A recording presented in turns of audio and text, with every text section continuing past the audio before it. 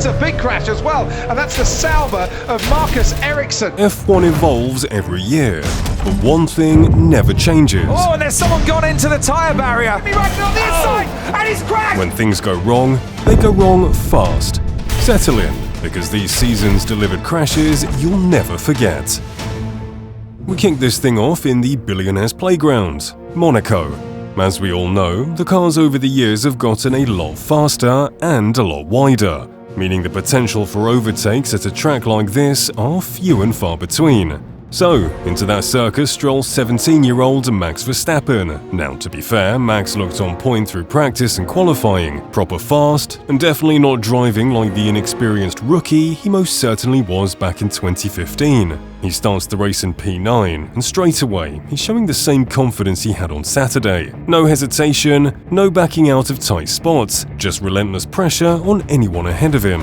He gains early ground, getting ahead of Maldonado in the Lotus, and looked properly settled into the midfield fight. His pit stop later on is clean as well. No dramas, and those fresh tyres give him a massive pace advantage. Suddenly, he's reeling in Romain Grosjean at a rate that definitely wasn't expected around these streets. As the laps go by, Max keeps inching closer. You can almost feel him calculating, waiting, lining something up. Eventually, he commits. Be feeling too comfortable for a while, and Verstappen goes straight into the barrier at Sandevot, and he clipped Romain Grosjean, and that really was a very nasty impact indeed. Verstappen climbs out of the car, shaken up but okay. You can see just how devastating the impact was by how far his car was buried into the barriers. That was just brutal. But the season after delivered a crash far more terrifying, with a whole lot more silence in the commentary box. And for that, we're at the Australian GP, where McLaren was still, let's say, going through some character development. Fernando Alonso comes into the weekend with that mix of frustration and brute talent we all know him for, dragging that Honda-powered piece of junk as far up the order as physics will allow. It wasn't exactly a rocket ship, but Alonso actually looked decent through practice. Qualifying puts him in P12. Not spectacular, but more than workable around Albert Park, especially with Fernando's race IQ. Race day comes, the lights go out, and he gets a trademark Alonso launch, picks off a couple of cars into turn 1. The early laps are proper elbows out too, and Alonso? He's right in the thick of it. As the race settles, he ends up tailing Esteban Gutierrez in the Haas, and Fernando's sitting there, waiting, lurking, and then he makes his move.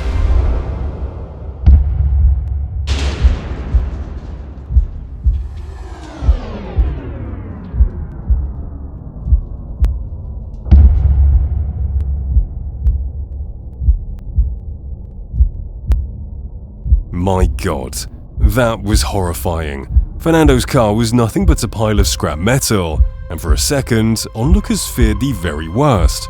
But then... And you can see Alonso sat by the barrier and getting himself up, walking very gingerly indeed. We've got a safety car, and that's a massive impact. Honestly, that was one of the scariest crashes I've ever seen. It's a miracle he walked away from it all, never mind on his own 2 feet. I mean, the car was literally sent airborne.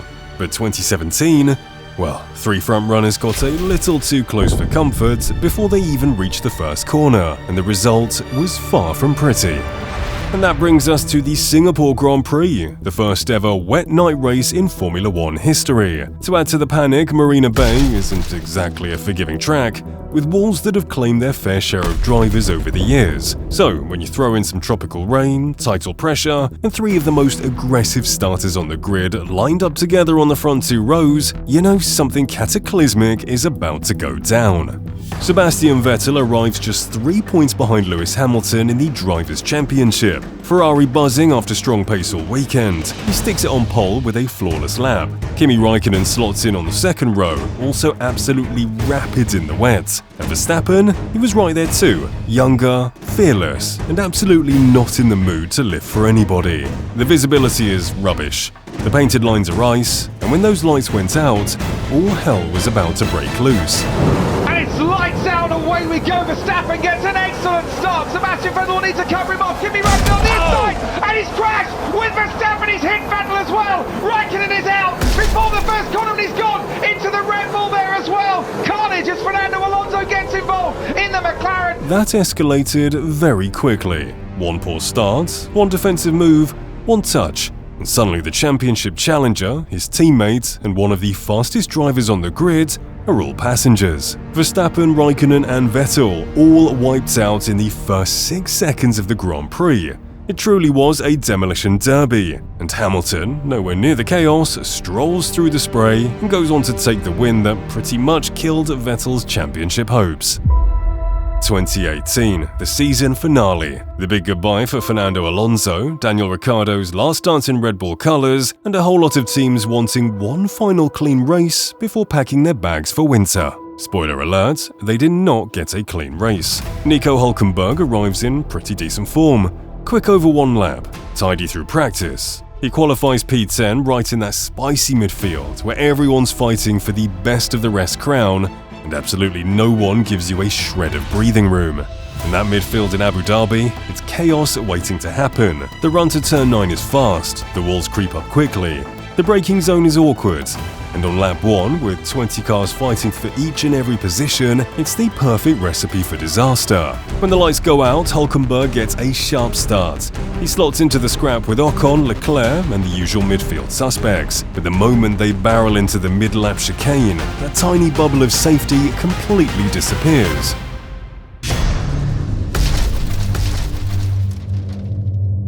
Yeah, that's the kind of flip that makes your stomach drop. And Hulkenberg's radio? Well, that only made things more terrifying. Are you okay, Nico? I'm hanging here like a cow. Yeah. Get me out, there's fire. Yeah. There's fire. It's alright, they're coming. They're coming. Thankfully, the marshals run in and he's completely fine once they flip the car back over. But man, you don't want to see a driver in that position anywhere, especially where fire is involved. Hulkenberg ended up upside down against the fence, but the following year reminded everyone that sometimes the danger isn't always in the race. It can be at any given moment, on any given weekend. We're in Shanghai for the 2019 Chinese GP.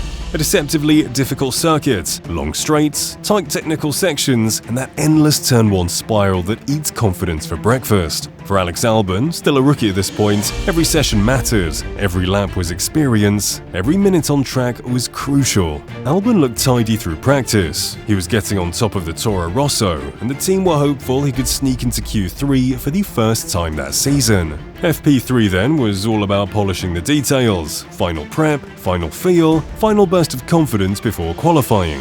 But the thing with Shanghai is this: when the track temperature swings, the grip can disappear instantly. Albon heads out for a push lap. Sector 1 is clean, Sector 2 looks promising. Then he heads into the final corner, the one that's deceptively tight, and man oh man, did it punish him.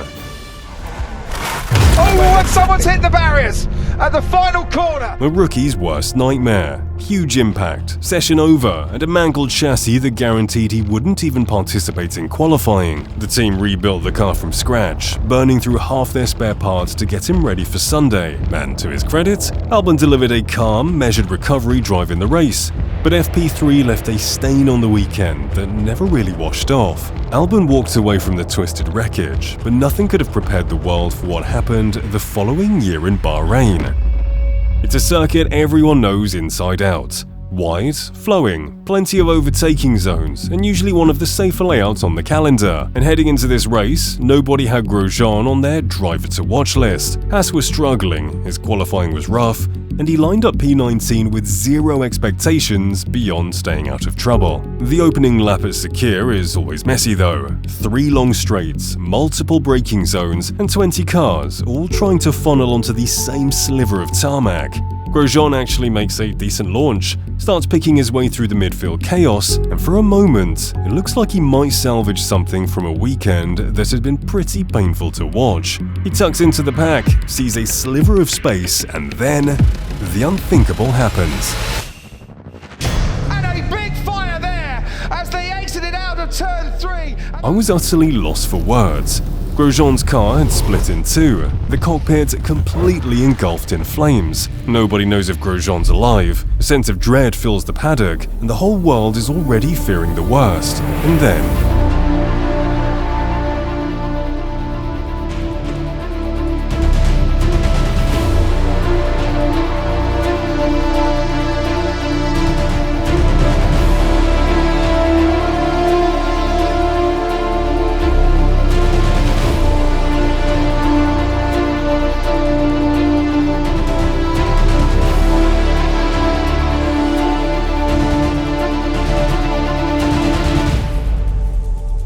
from the fire, he emerges, and it truly is incredible. After making contact with Daniil Kvyat's AlphaTauri, Grosjean has hit the barrier at 221 km/h, slicing it in half with a peak force of 67 Gs. It took 85 minutes for the race to resume after the massive cleanup and barrier repair. By some miracle, Grosjean only suffered burns to his hands and let us all know he was okay from the hospital. It was that crash that cemented Grosjean's decision not to pursue another F1 seat, and how can you blame him? The FIA safety team, the survival cell, the halo, everything worked exactly as intended, and on that night, it saved a man's life. Grosjean is the man who walked out of fire, but Formula One never stops testing the limits, because the very next season, another crash would push the boundaries of survival once again. And for that, we're at Silverstone, the British GP, and this weekend was a pressure cooker long before the lights ever went out. Verstappen and Hamilton were locked in a title fight so intense, it felt like every session of every weekend thus far carried championship weight. After the very first sprint race in F1 history, Max lined up on pole with the entire stadium-sized crowd roaring for the other guy. It's also important to remember, Silverstone is fast, like unbelievably fast. And cops, it's the jewel in the Are You Brave Enough crown, a corner where the world's best test if they really have it. Max looked on point all weekend, and heading into Sunday, he had momentum. He knew that if he could survive Hamilton's turn 1 pressure, he had a very good chance of controlling the race from the front. But Hamilton wasn't planning on waiting. From the moment the lights go out, the two title contenders are wheel to wheel. It's the Red Bull, but Hamilton's coming back. Into Village we go. It is Verstappen from Hamilton. Verstappen's going to have to weave like crazy. Hamilton got a better drive off the loop. He will be faster down the Wellington straight into Brooklands. Not going to get a chance to weave because already Hamilton is with him. They almost touch. They go into Brooklands. Verstappen stays ahead. The crowd roar their approval for this. It's not over yet because Hamilton gets another slipstream all the way down the old pit straight into Copse Corner. These are critical corners for this Grand Prix. Hamilton's going to try again, this time on the inside. A continent touch. Verstappen is out of the race and that's a big crash into Copse. That impact is the kind of hit that echoes through a whole grandstand. Max's Red Bull snaps sideways, smashes the barrier at 51 Gs, and buries itself in the tyres like it's trying to tunnel through them. And the radio after was even more terrifying. Max, you okay? There was no reply from Max. Nothing. No movement, no radio. I can't imagine the fear the Red Bull pit wall must have been feeling. But then...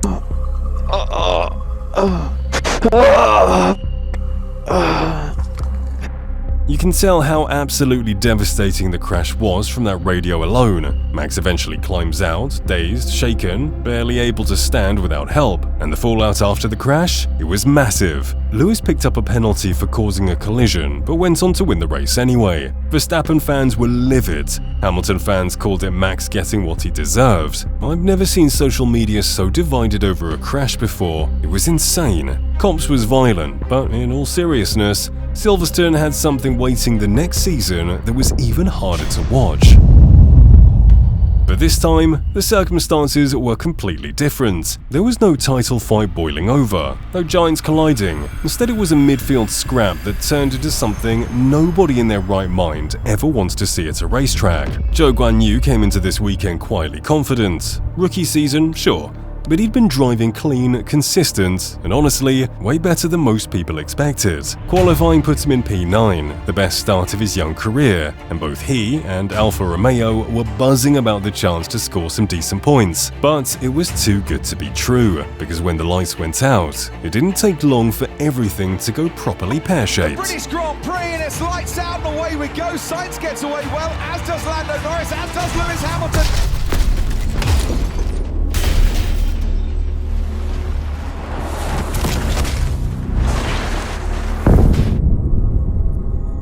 Yeah, that just happened. I remember watching this live and it was honestly gut-wrenching. The marshals rushed in, and even fellow driver George Russell ran over to help. The way Zhou's car was sandwiched between the barriers was the stuff of nightmares. After the marshals managed to pull him out of the wreckage, he was rushed to hospital, but thankfully it was confirmed shortly after that he was all okay, with no major injuries. None whatsoever. He'd returned to racing the following week in Austria. That is just crazy. But the Mexican GP the following year delivered something very different. A seasoned driver pushing so damn hard in a car that it simply had enough. Sitting a whopping 2,200 meters above sea level, the Autodromo Hermanos Rodriguez is an exceptionally tough track to drive. Engines gasp, brakes cook, and tires melt quicker than a driver's happiness at Ferrari. And Haas? They've never really loved this place. Kevin Magnussen arrived knowing it would be a slog. The VF23 had chronic tire issues all year, and Mexico is the worst place on the calendar for tire wear. Practice was rough, qualifying was rougher, and the team basically went into Sunday hoping for chaos to bring the points for them in P15. K-Mag kept his nose clean through the start of the race. He found a rhythm and looked like he might be able to hang with the midfield. But the problem with Mexico is simple. The track surface is slippery, the temperatures yo-yo, and the cars never behave the same way twice. By the time the early laps had settled, Magnussen was wrestling the car more than driving it. Oversteer on entry, understeer on exit, the full Haas bingo card. But he was still in the fight until the VF23 decided it had other plans. Suspension failure at speed, zero warning, zero chance to save it, and honestly it summed up Haas's entire season. The impact ripped the VF23 apart so badly that the team essentially wrote the chassis off on the spot, adding yet another financial gut punch to an already miserable year. K-Mag climbs out shaken but fine, which is more than you can say for Haas's budget. But the next season gives us a crash even more costly, and once again, it was in the billionaire's backyard. Monaco, the place where even the smallest mistakes put your car in the wall.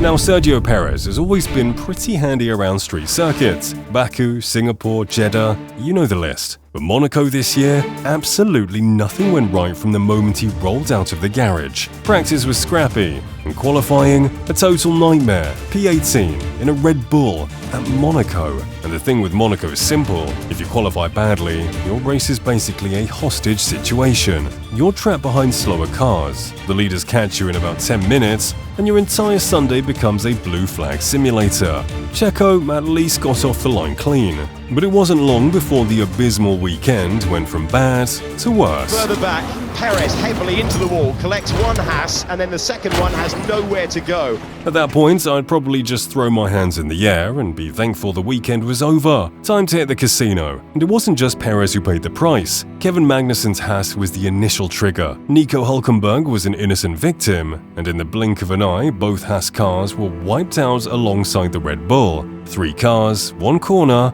0 margin. For Haas, it was collateral damage in a season already full of bruises. For Perez, it was the final confirmation that Monaco 2024 had turned into a complete write-off before it had even begun. But the real sting for Red Bull wasn't just the carbon fiber confetti, it was what the crash represented.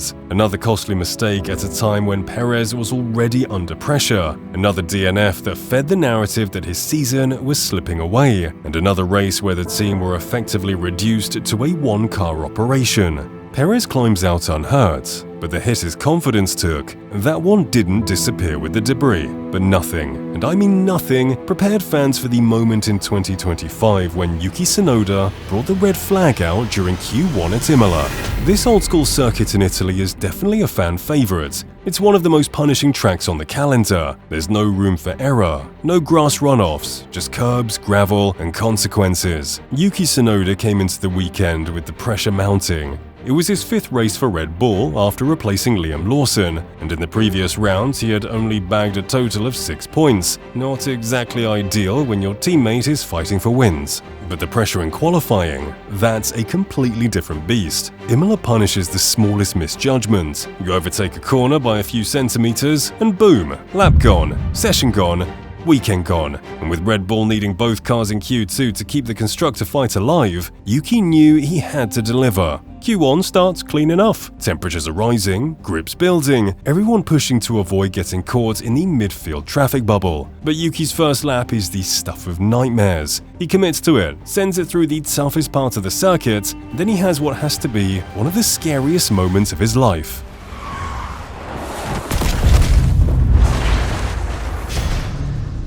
That is never how you want a session to end.